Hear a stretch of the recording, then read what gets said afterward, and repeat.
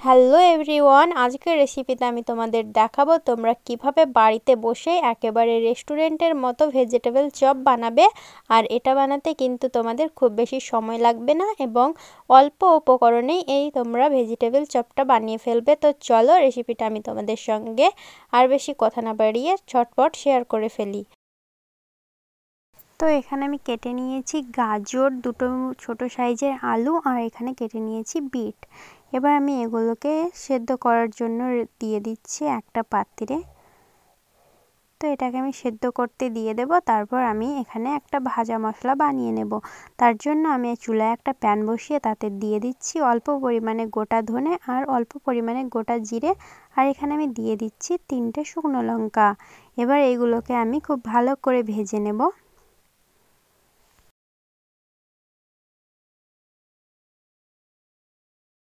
তো দেখো এগুলো কিন্তু আমার খুব সুন্দরভাবে ভাজা হয়ে গেছে। এবার আমি এটাকে গুঁড়ো করে নিচ্ছি।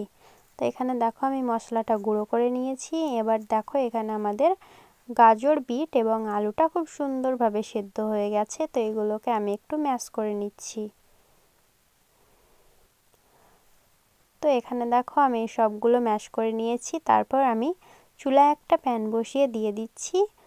এবার আমি এতে দিয়ে দিচ্ছি সামান্য পরিমাণ তেল। তো তেলটা দেওয়ার পরে এখানে আমি তেলটা গরম হয়ে গেলে দিয়ে দিচ্ছি অল্প পরিমাণে চিনে বাদাম।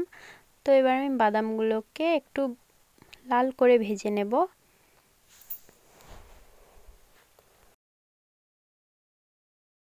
এবার দেখো আমার কিন্তু বাদামগুলো ভেজে নেওয়া হয়ে গেছে। তো আমি বাদামটাকে তুলে রেখে দিচ্ছি। তারপর আমি ওই তেলে দিয়ে দিচ্ছি আধা চা চামচ পাঁচফোড়ন, আর দিয়ে দিচ্ছি দুটো কুচি করে কেটে রাখা কাঁচা লঙ্কা। তো এই দুটোকে আমি খুব ভালো করে তেলের সঙ্গে একটু ভেজে নিচ্ছি। তারপর আমি এতে দিয়ে দিচ্ছি আদা বাটা। তো এখানে আদা বাটাটাকে আমি তেলের সঙ্গে কিছুক্ষণ খুব ভালো করে ভেজে নেব, যাতে এর কাঁচা গন্ধটা চলে যায়।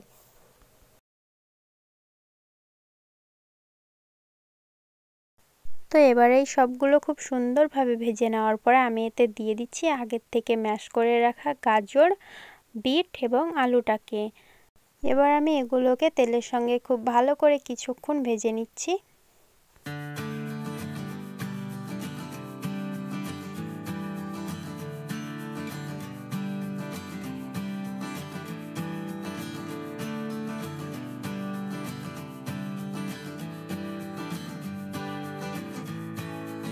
এটাকে একটু তেলের সঙ্গে ভেজে নেওয়ার পরে আমি এতে দিয়ে দিচ্ছি কুচি করে কেটে রাখা ধনেপাতা।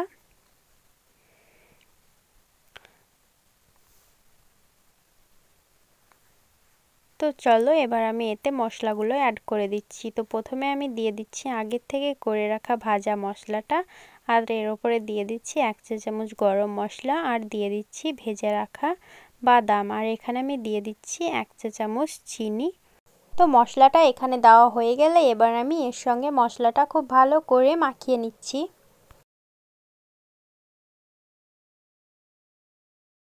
তো এই সবগুলো খুব সুন্দরভাবে মিক্স করে নেওয়ার পরে আমি এতে দিয়ে দিচ্ছি স্বাদ মতো নুন। তো নুনটাকে দেওয়ার পরে আবারও আমি কিছুক্ষণ এটাকে ভাজতে থাকবো।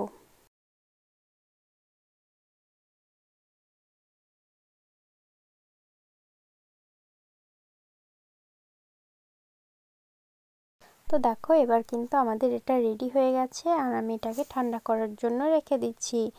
তারপর আমি এখানে নিয়ে নিয়েছি টোস্ট বিস্কুটের গুঁড়ো, যেটা আমি বাড়িতেই বানিয়েছি, আর এখানে নিয়ে নিয়েছি ময়দা, আর নিয়ে নিয়েছি এখানে আমি 2 টেবিল চামচ কর্নফ্লাওয়ার।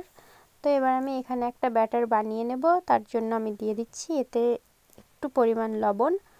তারপর আমি এতে জল দিয়ে একটা ব্যাটার বানিয়ে নিচ্ছি।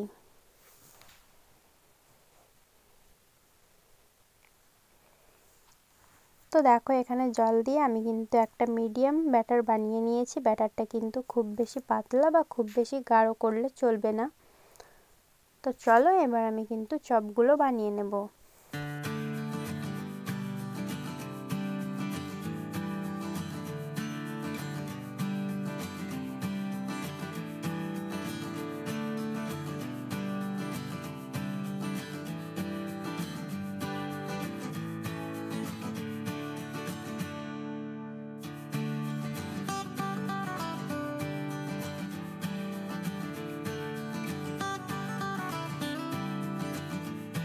এখানে আমি চপগুলোকে দোকানের মতো একটু লম্বা করে বানিয়ে নিয়েছি।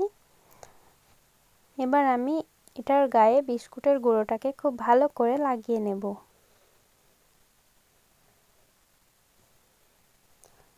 তো বিস্কুটের গুঁড়োটা লাগিয়ে দেওয়ার পরে এবার আমি এটাকে দিয়ে দিচ্ছি ব্যাটারে। তো এর গায়ে আমরা ব্যাটারটাকে খুব ভালো করে লাগিয়ে দেব।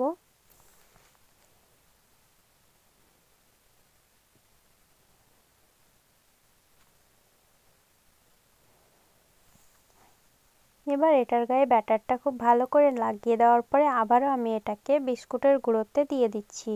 তো আবারও আমি এটার গায়ে খুব ভালো করে বিস্কুটের গুঁড়োটাকে লাগিয়ে দিচ্ছি।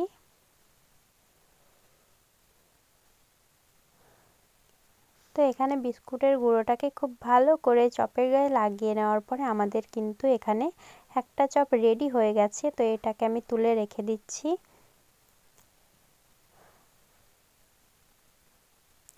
তো দেখো এটাকে কিন্তু আমি তুলে রেখে দিলাম, আর সেমভাবে আমি সব চপগুলো এখানে বানিয়ে নেব।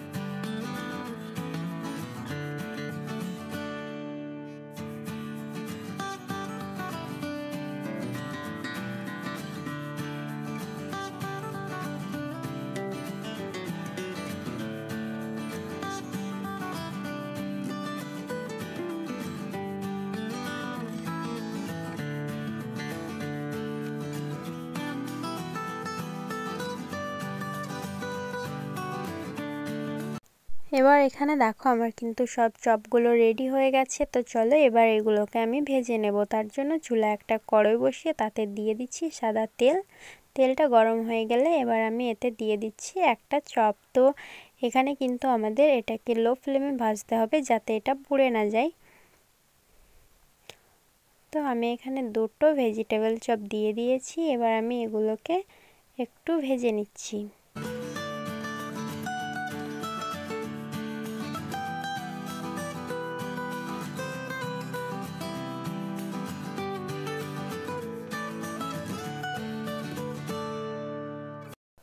আর এটাকে কয়েক মিনিট লো ফ্লেমে উল্টে পাল্টে খুব ভালো করে ভেজে নেওয়ার পরে দেখো আমাদের কিন্তু চপগুলো লাল লাল হয়ে গেছে। এবার আমি এটাকে তুলে রেখে দিচ্ছি। তো এখানে একইভাবে আমি সব চপগুলো ভেজে নেব।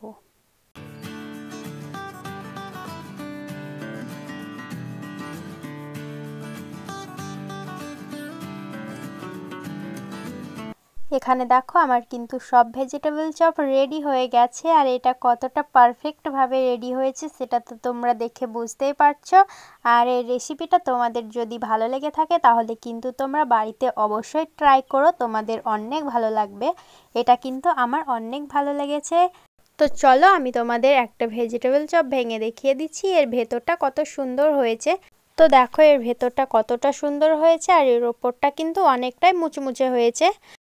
আশা করি তোমাদের এই ভেজিটেবল চপের রেসিপিটা অনেক ভালো লেগেছে, আর যদি ভালো লেগে থাকে তাহলে কিন্তু ভিডিওতে একটা লাইক করে দিও। তো দেখা হচ্ছে নেক্সট ভিডিওতে, আর তোমরা আমাকে কমেন্ট করে জানাও তোমরা আর কি রেসিপি ভিডিও দেখতে চাও।